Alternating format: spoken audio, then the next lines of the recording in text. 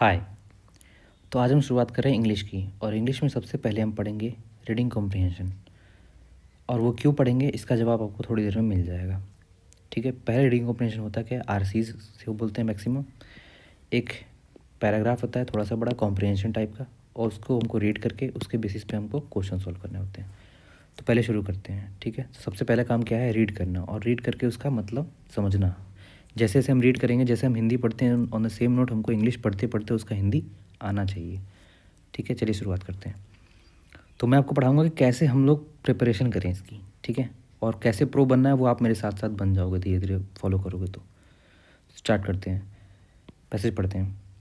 It was more than 600 years ago that a little peasant baby was born in the small village of Vespignano, not far so the beautiful city of Florence in Italy. इसका मतलब 600 साल पहले की बात है, या उससे भी ज़्यादा पहले की बात है, कि एक लिटिल पीजेंट, एक छोटा सा किसान, पीजेंट मतलब किसान का बेबी बॉर्न हुआ एक छोटे से गांव में जिसका नाम है वेसिपिग्नानो। और ये गांव जो नॉट फार फ्रॉम, यानी कि बहुत ज़्यादा दूर नहीं है, एक ब्यूटीफुल सिटी फ्लोरेंस के इटली में। इटली के देश में एक शहर है फ्लोरेंस, उसमें एक गांव है। वहाँ पे एक छोटा सा बच्चा पैदा हुआ है, और वो एक छोटे से किसान फैमिली का है। The baby's father, an honest, hard-working countryman, was called Bondon, and the name he have given to his little son was Giotto. जो बेबी के फादर थे उसने, वो ऑनेस्ट थे, हार्ड वर्किंग भी थे, और कंट्रीमैन मतलब देश के नागरिक थे, उनका नाम था बॉन्डोन, और उन्होंने अपने बच्चे का नाम रखा Giotto. Life was rough and hard in the country home, but the peasant baby grow into a strong hardy boy, learning early what cold and hunger meant. इसका मतलब है कि लाइफ बहुत ही मुश्किल थी वहाँ पे, रफ़ थी, बहुत ही हार्ड थी उस जगह पे रहने के लिए, बहुत ही गरीबी मतलब जीते बेसिकली, ऐसा फील हो रहा है। बट द पेजेंट बेबी लेकिन जो किसान का बच्चा था वो बड़ा होकर बहुत ही स्ट्रॉन्ग बना, बहुत ही हार्ड बॉय बना, और लर्निंग बहुत जल्दी वो सीखता था किसी चीज़ को। और क्या सीखता था कि कैसे ठंडे और भूख में रहते हैं, और क्या होता है भूख में और ठंड में रहना। उसके बाद the hills were surrounded the village were grey and bare, save where the silver of the olive tree shone in the sunlight. तो इसको तोड़ तोड़ के, हमेशा तोड़ तोड़ के पढ़ना है, कभी भी कॉमा मिला तो उससे पहले पढ़ना है। ठीक है, पहले उसका मतलब समझ में आना चाहिए हमको। तो इसका लाइन क्या बोल रहा है, जो हिल्स हैं वो विलेज के सराउंड की थी, जो जो हिल्स थी वो विलेज को सराउंड करके रखी थी, और वो ग्रे कलर की थी, और कुछ भी नहीं था वहाँ पे इसके अलावा, सिर्फ बेर मतलब कुछ भी नहीं है, सिर्फ वही है। और इसके अलावा where the silver of the olive trees जो थे उसकी जो सिल्वर कलर की जो उसकी परछाई थी वह शोन मतलब चमक रही थी सनलाइट में। और इसके साथ साथ टेंडर ग्रीन, टेंडर मतलब बहुत ही मतलब जैसे हम लोग को चोट लगता था ना, तो टेंडरनेस, टेंडर, समझ रहे हैं, तो मतलब जैसे कि कुछ जलन टाइप का दिया उस टाइप का। तो टेंडर ग्रीन कलर का शूटिंग कॉर्न जो होता है, शूटिंग कॉर्न मतलब मक्का, was made the valley beautiful in the early spring, यानी अर्ली स्प्रिंग के अर्ली मौसम में, स्प्रिंग सीजन के अर्ली मौसम में जो वैली को बहुत ही ब्यूटीफुल बनाता था। तो ये बेसिकली बस परिभाषा बता रहा कि जो विलेज था उसके चारों किनारे पर्वत थे, और वो ग्रे कलर का था, वहाँ पे वो सिल्वर कलर के ओलिव ट्री थे, उसकी सिल्वर लाइटिंग में जलती थी सन में, ग्रीन कलर का शूटिंग कौन से, वो एकदम मतलब मस्त लगता था, ब्यूटीफुल लगता था। In summer there was beautiful shade, there was sorry in summer there was little shade from the blazing sun as it rode high. गर्मियों में बहुत ही थोड़ी मोड़ी शेड मिलती थी, बहुत ही ब्लेजिंग सन मतलब बहुत ज़्यादा धूप रहती थी, और बहुत ही ऊंचाई पे, रोड हाई मतलब बहुत ही ऊंचाई पे ब्लू स्काई में चमकता था। और and the grass which were grown among the grey rocks were often burnt and brown. और इतनी गर्मी के कारण जो नीचे ग्रास थी, घास थी, जो रॉक्स यानी जो पत्थर में घास जमे थे वो बहुत ज़्यादा जल गए थे एक तरह से, और ब्राउन हो गए थे। But nevertheless it was here that the sheep of the village would be turn out to find out what food they would could be tended and watched by one of the village boys. इसका मतलब but never the less, लेकिन फिर भी, यहाँ पे अब देखिए फिर भी एक बहुत लोग को नहीं समझ में आता, इसको अंडरलाइन करते हैं, फिर भी कई बार नहीं समझ में आता लोगों को, मतलब कन्फ्यूज होता है, मुझे भी पता था, इसलिए मैं उसको अंडरलाइन करता हूँ, इसका मतलब पता रखेंगे हम लोग। It was here that the sheep of the village will be turn out to find out. लेकिन ये बता रहा है कि लेकिन वो जो हिल्स साइड एरिया था ना, इतनी गर्मी थी, सब कुछ था, धूप था, ऐसे ऐसे माहौल थे, इसके बावजूद भी ये जो पूरा सीन था ना, फिर भी जो शिप थे, जो गाँव में भेड़ भेड़ बहुत ज़्यादा थे गाँव में, उसको भेजा जाता था उस जगह पे, ताकि वो लोग पता कर ले कि भाई शिप को क्या खाना है, वो खुद से ढूंढेगी। और उसके बाद वॉच्ड बाय विलेज बॉय, यानी विलेज के जो लड़के थे वो जाके शिप चराते थे, मतलब बेसिकली भेड़ चराते थे, और भेड़ जो खाते पीते थे उसको मतलब रखवाली करने के लिए विलेज बॉय थे। ठीक है, so it happened that when Giotto was 10 years old, his father sent him to take care of the sheep upon his hillside. जब ग्योटो 10 साल का हुआ तो उसके पापा ने शिप को बचाने के लिए, मतलब शिप को केयर करने के लिए हिल साइड पर भेज दिया। The country boys had then no school to go और listen to learn and Giotto spend long happy days. जो कंट्री बॉयज़ थे, जो वहाँ पे जितने भी लड़के थे उस जगह पे, उनके पास कोई स्कूल नहीं था, उनके पास कोई जाने का कोई तरीका नहीं था, कोई बिल्कुल पढ़ते लिखते नहीं थे, क्योंकि वहाँ कुछ था ही नहीं ऐसा कुछ। और ग्योटो ने बहुत ही लंबे और जो अपने सुख के दिन थे, हैप्पी डेज थे, वो सनसाइन में बिताए, धूप में बिताया, सन में बिताया, रेन में बिताया। As he followed the sheep from place to place, जैसे जैसे उसने शिप को फॉलो किया, जब भीड़ यहाँ से वहाँ जाती थी तो हर जगह मस्त अपना, मतलब उसके मस्त दिन चल रहे थे। भीड़ जा रहा है, दोपहर दोपहर धूप है, बारिश हो रही है, मज़ा आ रहा है उसको basically. Wherever they could find grass to freedom, और जहाँ जहाँ घास मिल रहा है वहाँ भीड़ चल रही है, ठीक है। But Giotto did something else watching his sheep, but Giotto ने शिप को देखने के अलावा भी कुछ और किया। इंडीड, इंडीड ये वर्ड एक अच्छा है, इसका मतलब जनरली मुझे मतलब फीलिंग है, बट एग्जैक्ट इसका मतलब क्या वो निकाल लेंगे अपन डिक्शनरी से, ठीक है। Indeed he sometimes forgot, Indeed मतलब बेसिकली होता है कि हम लोग, मतलब देखिए मैं बेसिकली, देखिए ऐसे ही होता है एग्जाम में, ऐसे ही होगा आपके साथ, आपको एग्जैक्टली मतलब नहीं होगा, लेकिन इसका फीलिंग है आपको कि इंडीड मतलब भले ही, ठीक है, कुछ इस टाइप का ही फीलिंग आएगा। तो एग्जाम में कैसे करना है मैं वो सिखा रहा हूँ, मैं कोई इंग्लिश का टीचर नहीं हूँ, आपको मैं पहले ही बता दे रहा हूँ, लेकिन मैं क्वेश्चन सही करता हूँ। 30 का है तो मैं 25 प्लस आते हैं मेरे इसी थिंकिंग से, तो मैं वही बताता हूँ जो मुझे पता है। Indeed is sometimes forgot all about and many a search he would gather from together again. इसका मतलब है कि वह कई बार भूल जाता था उन लोगों को देखने में, शिप क्या कर रही हैं और कुछ को कुछ पता नहीं रहता था। उसके बाद उसको ढूंढने भी आता था, शिप को ढूंढता था और फिर से लेके आता था, मतलब बेसिकली जान यही बोल रहा है, ठीक है। फॉर देयर देयर क्योंकि देखिए इससे पहले एक लाइन बोला है ना, ग्योटो ने कुछ और भी किया शिप को देखने के अलावा।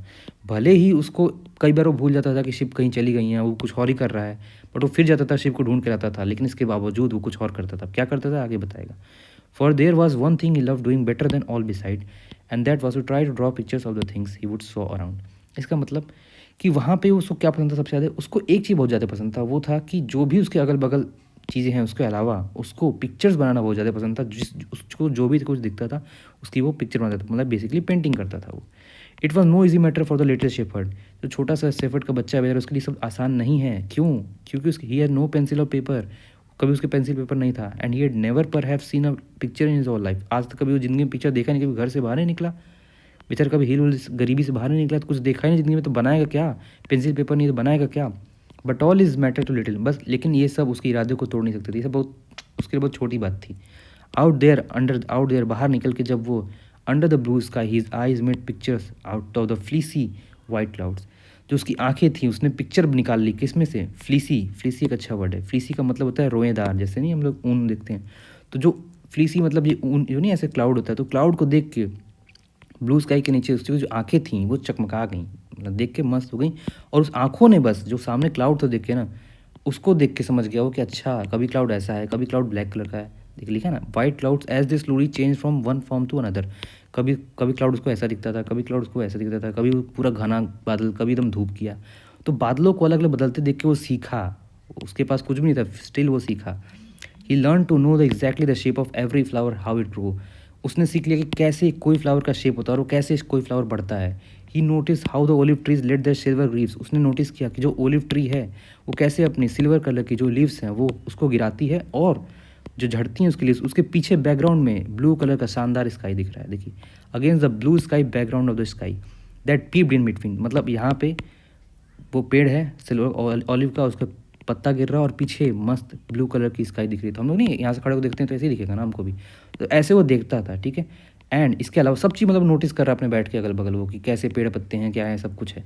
And how he sheep looked as they stop to eat और ले डाउन ऑन द, और उसके बाद वो अपने शिप को भी देखता था कि कैसे वो खा रही हैं, खाना को रोक दी हैं, और या फिर वो lay down in the shadow of rock, या फिर वो धूप से बचने के लिए जब कोई पत्थर के बगल में कोई शेडो ऑफ द रॉक जो छाया है वहाँ पे बैठी है उसकी शिप भीड़।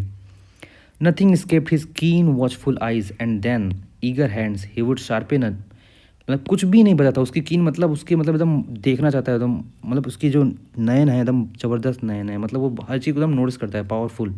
कीन मतलब एकदम उत्सुक है वो, तो जो उत्सुकता से पूर्ण उसकी जो आइज़ हैं उन, और उसके जो हाथ है वो कभी रुके ही नहीं। उसने क्या किया? Sharpen a piece of stone, choose out the smoothest rock, उसने एक स्टोन को लिया और उसको भी एकदम चोक किया, होता है ना चोक बनाया उसका, एकदम पतला किया आगे से, और उसके बाद उसने ड्रॉ किया उससे एक फ्लैट सरफेस पे, कहीं भी एक पत्थर मिल गया उस पर उसने स्टोन से उठा के, बताइए, उससे वो उसने he draw the flat surface all the wonderful shapes he has filled his eyes with their beauty.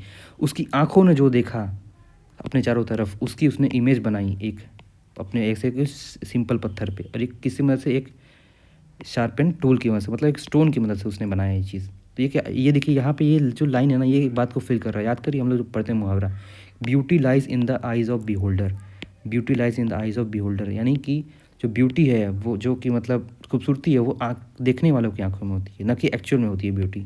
कौन देख रहा है उसको, वो मैटर करता है। तो एक तरह से वही बात है ना, जितनी ब्यूटीफुल चीज़ें हैं वो अपनी आंखों से देख के बना रहा है।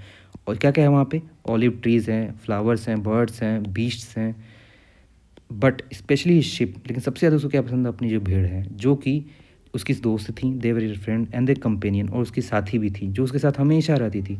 And could draw them in a different way इस टाइम दे मूव्ड, यानी कभी शिप जैसे भी हैं तो एक बार कुछ वो डायग्राम बना रहा है, फिर शिप कहीं और ऐसे ऐसे हो गई हैं तो कुछ और बना रहा है। तो ये था। तो इतना हम देखिए, हमको समझाने के लिए टाइम नहीं है, बट अगर मुझे पढ़ना तो मैं रीड करता और मैं समझता रहता, उसके हिंदी में दिमाग में चलता रहता, मैं जैसे जैसे रीड करता पीछे बैकग्राउंड में हिंदी चलता। जैसे ही कंप्लीट हुआ मेरा, तो हमको एक बार बस एक झटके में अपने आप से पूछना है सवाल कि मैंने क्या पढ़ा। तो हम क्या पढ़ें, एक समरी मन में सोची जाए, समरी एक पिक्चर जो समरी है ना वो क्लियर होनी चाहिए मुझे। समरी क्या है इसकी, कि बस वो एक लड़का था, बहुत गरीब था, उसकी मतलब एक भेड़िया, सॉरी एक मतलब वही भेड़िया वाला था, और पेजेंट थे, मतलब किसान थे, बहुत ही गरीब थे, उसके अंदर एक बच्चा पैदा हुआ, 10 साल की उम्र में वो बच्चे को भेजें काम करने के लिए, हिल पे अपने मतलब शिप भेड़ को चराने के लिए। और जो भेड़, तो उसको लड़का क्या करता था, भेड़ चराने देखता था, लेकिन उसके साथ उसकी उसको बहुत ज़्यादा इच्छुक था, बहुत ज़्यादा मतलब आशावादी था वो। तो उसने क्या किया कि अलग अलग जो भी उसको चारों तरफ दिखता था उसकी उसने पेंटिंग बनाई। और क्या क्या उसको दिखता था, ऑलिव ग्रीन, ऑलिव ट्री दिखता था, और उसके बाद भेड़ दिखते थे, और उसके बाद क्लाउड दिखता था, मतलब इन सब चीज़ों को देखता था। उसके पास कुछ भी नहीं था, कुछ भी, बेचारा एकदम गरीब था, कुछ भी नहीं था उसके पास, स्टिल वो सब कुछ कर लेता था अपनी सिर्फ आकांक्षा से। ठीक है, तो ये चीज़ हमको पूरा दिमाग में क्लियर है। अब क्वेश्चन देखते हैं कैसे करते हैं। तो पहले हमको ये चीज़ क्लियर होनी चाहिए दिमाग में, when did Giotto first start taking care of sheep. तो अब देखिए, आपको देखने की जरूरत नहीं, आपको पता है मन में कि हाँ भाई 10 साल की उम्र में तो गया था। याद करिए 10 साल की उम्र में तो कहाँ पढ़े थे हम। और जैसे ही मान लीजिए सपोज करिए आपको नहीं आ रहा है, लेकिन आपने जैसे ही पढ़ा तो आपका दिमाग क्लिक करता है, कहीं तो नीचे पढ़ा था मैंने, तो आपका दिमाग जैसे ही जाएगा, अच्छा कहाँ कहाँ कहाँ कहाँ, ओके तो ये हो गया है ना, 10 ईयर्स यहाँ पर चल गया। फिर वह what was the boy passionate about, boy जो था वो किस चीज़ में पैशनेट था, सनसेट को वॉच करने में, writing about watch, drawing pictures. मिल गया आंसर हमको, ड्राइंग पिक्चर। क्योंकि क्यों, दिमाग में कहानी फिट है हमको। फिर the blank in the second paragraph, second paragraph जो ब्लैंक हो उसका क्या मतलब है, ग्रामेटिकली करेक्ट वर्ड, अच्छा है। सेकेंड पैराग्राफ मतलब ये ब्लैंक आपका क्या दिखा रहा है। तो जब भी ऐसे देखना तो पहले क्या, एक बार पढ़ लीजिए। But you too did something else to watching, अच्छा उसने अपने शिप को देखने के अलावा क्या किया। अब जो दिया है इसको फिट करिए यहाँ पे, इन एडिशन टू इसको फिट करिए, फिर पढ़िए। But Giotto did something else in addition to watching his sheep, सही लग रहा है भाई कि ग्यूटो ने कुछ और किया इन एडिशन टू, अपनी शिप को देखने के अलावा, यानी ये तो सही लग रहा है। सेकंड देखते हैं, इसको बिठाते हैं।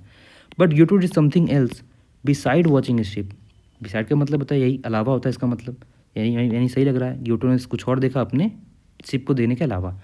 मोर ओवर इसको बिठाते हैं, but Giotto did something else moreover watching sheep, ये सही नहीं लग रहा है। देखिए फील ही नहीं आ रहा है ये चीज़। मोर ओवर का मतलब एग्जैक्ट मुझे भी नहीं पता, बट मुझे एक फील है कि मोर ओवर का मतलब कि ज़्यादातर, मतलब कोई चीज़ कंप्लीट हो गई तो और एक्स्ट्रा कुछ बता रहे हैं, तो उसके उस रिस्पेक्ट में मोर ओवर यूज़ करते हैं, तो ये नहीं होगा। यानी कि फर्स्ट एंड सेकंड लग रहा है मुझे, तो फर्स्ट एंड सेकंड। उसके बाद which of the following fact is not true about the boy, not true बोला है यहाँ पे ध्यान से, not true. He had no interest in seeing picture, अरे तो गलत है, उसको पिक्चर देने तो पसंद था। हमको पैराग्राफ देने की जरूरत ही नहीं, हम यही कर देंगे भाई, यही मतलब गलत पूछा ना तो ये सही है। His eyes and hands were कीन, ये तो सही बात है, लेकिन पूछा नॉन ट्रू यानी गलत है। He did not go to school, ये भी सही है कि स्कूल नहीं गया था, ये भी गलत है। द आंसर क्या होगा, ओनली फर्स्ट। और देखते हैं, which of the following trees mentioned in the passage, American beech, tulip, white oak. अब मैंने बार बार ओलिव ट्री अपने मन में रीड किया था, तो ऑलिव ही आंसर होगा, तो ऑलिव आंसर हो गया। विच of the following correctly reflect the economic condition of the boy. अब ये बिना देखे हम समझ गए भाई वो बहुत गरीब था, है कि नहीं। तो गरीब का क्या होगा, पुअर दिख गया हमको, तो पुअर तो हम लगा देंगे सीधे, बट हमको अपने तैयारी करने के समय कभी मौक़ों को लगाएं तो बाकी मतलब इन सब का भी मतलब हमको पता रहना चाहिए। सिर्फ मैं आगे के लिए बात कर रहा हूँ। तो लग्जरीज का मतलब हमको पता बहुत ही, मतलब देखिए बस फीलिंग आना चाहिए। मैं एग्जैक्ट मीनिंग कभी नहीं कहता रटने के लिए, वो सब बेकार है। कितना रटेंगे भाई वो कैब के नाम पे, बस आपको फीलिंग पता रहना चाहिए। अच्छा लग्जरीज मतलब बहुत ही मतलब पैसा वैसा है, मस्त है एकदम। एफ्लुएंट भी मतलब लगभग यही बात है कि मतलब सब कुछ ठीक चल रहा है। हम नहीं बोलते बॉम्बास्टिक, मतलब हाँ ज़बरदस्त, एक तरह से वही मतलब है। डेस्टिट्यूट, अब ये मुझे भी नहीं पता है, तो नहीं पता तो इसको मार्क कर लेते हैं, ताकि इन फ्यूचर याद रहेगा। डेस्टिट्यूट को करना क्या आपको, अगर आपको लिखने का मन है लिखिए, बट नहीं मन है तो आप बस उसको एक बार रीड कर लीजिए, कहीं भी डेस्टिट्यूट देख लीजिए चेक करके क्या मतलब है उसका, हिंदी में, हिंदी और इंग्लिश दोनों, ठीक है, ताकि इन फ्यूचर फिर जब कभी रीड करें पैसेज तो आपको याद आ जाए वो चीज़। फिर क्या बोल रहा है, which of the following words expresses the opposite meaning of the word keen as use in the context of the passage. Keen का मतलब अपोजिट क्या होगा, तो पहले कीन कहाँ है, अब कीन देखते ही हमको दिमाग में मेरे क्लिक करेगा, भाई लास्ट में ही था, कहीं पढ़े थे तो कीन आ गया लास्ट में। नथिंग एस्केप्ड हिज कीन वॉचफुल आइज, तो कीन का मतलब हम बोले थे उत्सुक, कीन का मतलब देखिए हमको तो पता है, लेकिन नहीं भी आ रहा है तो आप सोचिए ना, जरा सोचिए यहाँ पे, कीन वॉचफुल आइज मतलब कि ज़बरदस्त चीज़ है, मतलब वो लगातार देखता था, मतलब उत्साहपूर्वक उसकी आंखें थी, बहुत ही कोई चीज़ जानने के इच्छुक वाला, इच्छुक आंखें, ये कीन कुछ अच्छा वेब अच्छा दिखा रहा है ना। पढ़ते हैं इसका क्या बोल रहा है आपको, हमको फीलिंग उसका समझिए, अगर एग्जैक्ट मीनिंग नहीं पता तो अपोजिट पूछ रहा है ना इसका, अपोजिट देखते हैं। डिज़ायरस, ये भी कुछ अच्छा ही टाइप लग रहा है, इच्छुक कुछ उसी टाइप लग रहा है। ईगर मतलब कोई जानने को उतावला है, तो ये भी वही लग रहा है। यर्निंग, ये मुझे नहीं पता क्या है, ठीक है यर्निंग देखते हैं।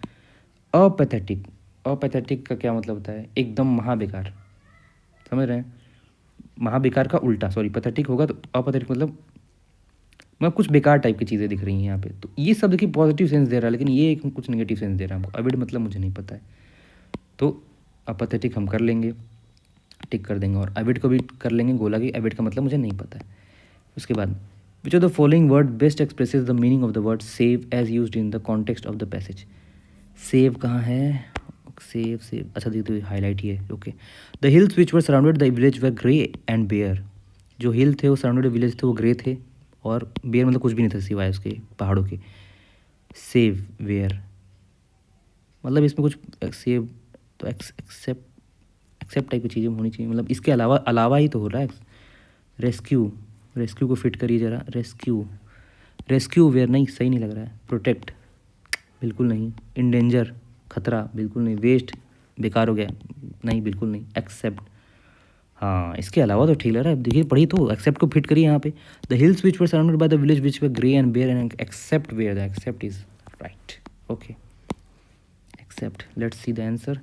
when he was 10 years old drawing pictures of the things he saw, 10 years old drawing pictures, 10 years pictures, उसके बाद first and second, first second, only first, olive, poor, apathetic और accept।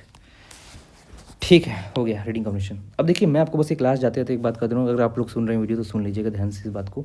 इंग्लिश को अच्छा करने के लिए हमको पहले पढ़ना पड़ता है, सिर्फ रीड करिए, मत भागिए ये सब ग्रामर और फालतू चीज़ों के पीछे। कंजक्शन क्या होता है, इंटरजेक्शन क्या होता है, कितना करेंगे भाई। जिसको आता है ना ग्रामर, टीचर लोग को, उनको भी अच्छे से नहीं याद होता है भाई। और उनको भी अगर मैं ये पेपर दे दूँ इंग्लिश करने का, तो वो भी 25 से 30 के बीच में ही करेंगे नंबर। और मैं जिससे इंग्लिश नहीं आता कि मुझे रीड करना आता है, मैंने काफ़ी रीड किया है, बुक्स रीड की हैं, मैं भी रीड करके 25 से 30 नंबर कर दूंगा। तो क्या मतलब, क्यों मैं पढ़ूँ बैठ के कंजक्शन और क्या क्या होता है, इंटरजेक्शन, प्रीपोजिशन। ओके नॉलेज के लिए अच्छी बात है, बट वो इंग्लिश कोर्सेज के नाम पे बेचना, that's I think that's not worth it, okay. So according to me you have to do what I say, just follow it, just read and read, बस रीड करिए। और कुछ नहीं हो रहा है तो आप मेरे चैनल पे आ जाइए और सिर्फ जो मैं पढ़ा रहा हूँ ना उसको रीड करिए, उससे क्वेश्चन लगाइए। और क्वेश्चन मैं कैसे लगा रहा हूँ देख रहे हैं ना, मैं रीडिंग कॉम्बिनेशन क्यों करा रहा हूँ, पहले इसके पीछे रीज़न है। जब आपका रीडिंग कैपेसिटी आपकी अच्छी हो जाएगी ना, तो जो अदर क्वेश्चन आते हैं ना, इरर ये वो फलां ढिमका जो भी आते हैं वो आप सही कर लेंगे, अगर रीडिंग कॉम्प्रिहेंशन आपका, रीडिंग स्पीड आपका अच्छा है। या आप एडिटोरियल पढ़ सकते हैं, पढ़िए, बस इतना ध्यान रखिए, कुछ भी पढ़िए, गाना पढ़िए, पिक्चर का टाइटल पढ़िए, कुछ भी पढ़िए, पिक्चर के बारे में पढ़िए, किसी हीरो के बारे में पढ़िए, क्रिकेटर के बारे में पढ़िए, विराट कोहली के बारे में पढ़िए, मुझे पसंद है, कुछ भी करिए। बट आपको एक चीज़ ध्यान रखना है, जब भी पढ़ना है तो उसका जो हर एक लाइन का जो एक हिंदी है ना, वो आपके दिमाग में चलना चाहिए कि क्या पढ़ रहे थे, किसके बारे में बात हो रही थी, यहाँ जो पढ़ रहे हैं इसके बारे में बात हो रही है, किसके बारे में, मतलब कहानी आपको पता चलनी चाहिए पढ़ के। कहानी अगर पढ़ के किसी भी पैराग्राफ का समझ में आ रहा है कि ये बोलना क्या चाहता है, तो आप समझिए आप इंग्लिश कर लेंगे। और हमेशा आप 20+ तो किसी भी केस में कर देंगे 30 में से, और सॉरी अब तो 35 का 40 का शायद हो गया है SBI में, तो 40 में से आप 30+ कर देंगे अगर आपकी रीड आप जल्दी करते हैं, समझ लेते हैं जल्दी से और जल्दी कर लेते हैं, ठीक है। और मैंने जो वर्ड्स बताए हैं इन सब के आप खुद से मीनिंग ढूंढ लीजिएगा, अदरवाइज़ मैं इन सब का मीनिंग आपको एक तरफ करके आप लोग को दे दूंगा अगले मेरे टेलीग्राम चैनल पे, जो आप जुड़ जाइएगा, ठीक है। तो ये रहा मेरी तरफ से इंग्लिश का स्टार्टिंग, मैं बता रहा हूँ बस रीडिंग कॉम्बिनेशन करिए, रोज़ मैं एक करवाऊँगा RCSE 10 से 15 दिन करेंगे मेरे साथ, 10 से 15 लेक्चर में आपको खुद दिखेगा अगर आप रेगुलर हैं तो कि आपकी इंग्लिश काफ़ी इंप्रूव हो गई। उसके बाद हम अदर क्वेश्चन करेंगे, फिर हम लोग PYQ भी करेंगे और मॉक भी करेंगे और इंग्लिश को सफाया कर देंगे। और 20+ इंग्लिश में आना ही चाहिए, एकदम लो हैंगिंग फ्रूट है ये, ऐसा फल है जो कि एकदम पास लटक रहा है, इसको तो मतलब लेना ही लेना है। ओके, तो signing off.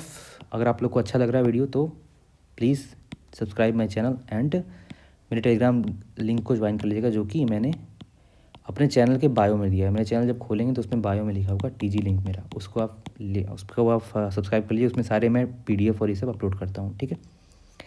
Okay then, signing off. अगर कोई भी दिक्कत है तो कमेंट में मुझे बताइए, मैं आपको एक्सप्लेन करूँगा। बाय।